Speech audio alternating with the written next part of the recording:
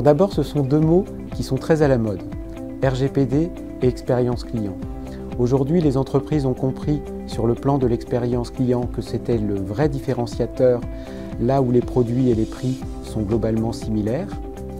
Et nous arrive en même temps le RGPD qui, lui, est vu en premier lieu par les entreprises comme un signe de contrainte, c'est-à-dire que l'on ne peut plus utiliser les données des clients comme on s'en donnait la liberté avant. Oui, tout à fait, parce que ce qu'impose le RGPD, c'est que les clients aient connaissance des données qui les concernent. Ce qui veut dire que des entreprises, si elles souhaitent cibler leur clientèle à travers des données personnelles, doivent être sûres à l'avance que ces données ont été confirmées par les clients et qu'ils donnent leur accord pour qu'elles soient utilisées par les marques. Elles ont des raisons de s'en inquiéter, surtout si elles ont exploité un certain nombre d'informations des clients à leur insu.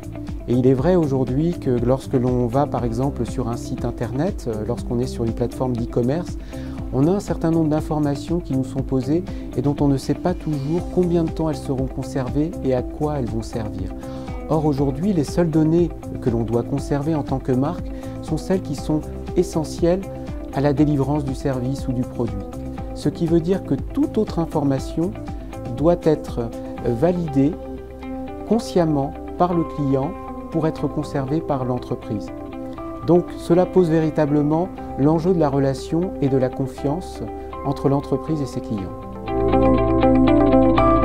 Alors la donnée relationnelle n'est pas en tant que telle dans le champ du RGPD, mais pour autant elle est une extension qui est vraiment prometteuse. C'est-à-dire que si les entreprises arrivent à construire une confiance, à la développer, la maintenir avec leurs clients, alors leurs clients seront prêts à leur partager davantage que de simples informations qui permettent aujourd'hui de segmenter selon un territoire ou selon un niveau de revenu.